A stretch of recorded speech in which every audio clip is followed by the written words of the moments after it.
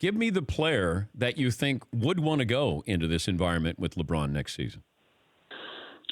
I don't know of it's a matter of the players that are available. Yeah. And part of the challenge here is also they're all guys Paul George, Kawhi Leonard, Kevin Durant. These are all ball handling forwards who can play either position. Well, that's essentially what LeBron is. So there's a duplication there, and not to say that duplication doesn't work. But again, for where these guys are, is it ideal? No, it's not ideal. So, I believe that ultimately the guy that the Lakers get to fill that spot isn't necessarily going to be a free agent. I mean, maybe it's a Chris Middleton. It's and no offense to Chris or any of the guys, but sort of that second tier guy who would step in and sign as a free agent. But that if they're going to get the big name, and Anthony Davis is the name that's out there the most, and certainly the clutch agency that LeBron is part of also represents AD, also represents Kentavious Caldwell-Pope. It's the DNA of clutch and the Lakers has really it's been synthesized now.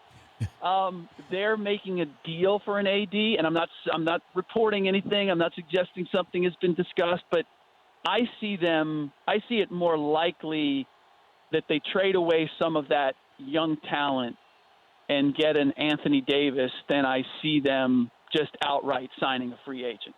What would they have to give up? Now, all hypothetical, but what would the Lakers have to give up to get Anthony Davis? Look, it's going to be – I mean, that obviously is how good are the Pelicans in squeezing as much as they can. I would expect at this point, if you go through free agency or you look at free agents and you go, you know what, we're not going to get somebody. And LeBron's here and he's turned 34 this year and he's about to turn 35 next season. Like, we need to make this happen now. The leverage certainly would be from the Pelican side of things, their ability to say – we want picks. We want, Ingram. We want Lonzo Ball. We want at least two of your young stars, and we want at least two draft picks going forward because we're taking a seminal talent, we're taking a franchise cornerstone, and we're moving him your way. And it becomes a cat and mouse game because at this point, AD still has enough left on his contract that it's not. The Pelicans are forced to make a move, but at the same time, if it's made clear to them that he's not staying, you want to get as much as you can to keep the ball moving.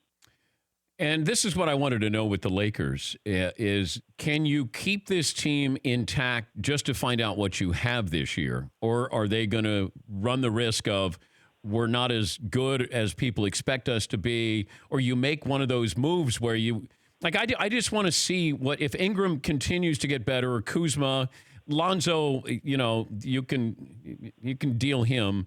But I just want to know if you feel like, hey, do we really need a big name or can we get two contributing guys? Like, I don't know. It's just a feeling out process, Rick, that I think it's really it's sensitive for the Lakers because Magic is so competitive. You want to win. You want to have a good product. You've waited for this moment. And it feels like you're going to have to wait till next year to really roll out the product that you want. Well, and I believe that's true.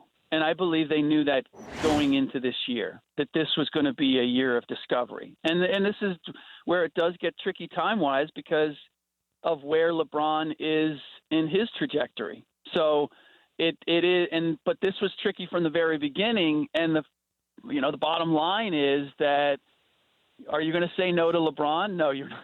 If you're the Lakers, you're not saying no to LeBron, but you also have to go into it with eyes wide open as far as where he is in his career and what you have on your roster. And the real giveaway in terms of that they were willing to utilize this year as a point of discovery for their young talent is that they signed all the veteran talent they got are all on 1-year deals. They were preserving the space for next year. And I do believe that, they'll figure out who fits and who doesn't.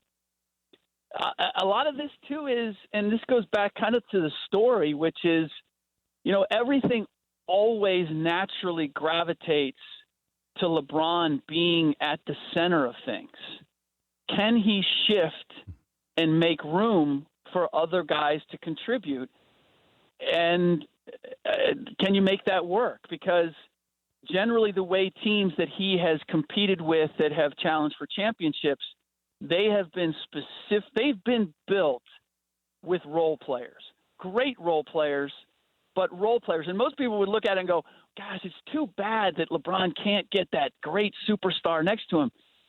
The superstars that came in were diminished into role players when they came in. Chris Bosh, Kevin Love.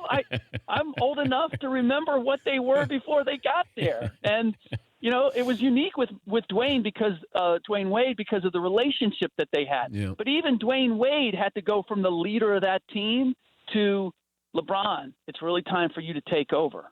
And so ultimately that worked, but it worked largely because of the relationship that was already established. For more Dan Patrick Show, tune to Audience Channel 239 on DirecTV or download the Dan Patrick Show app.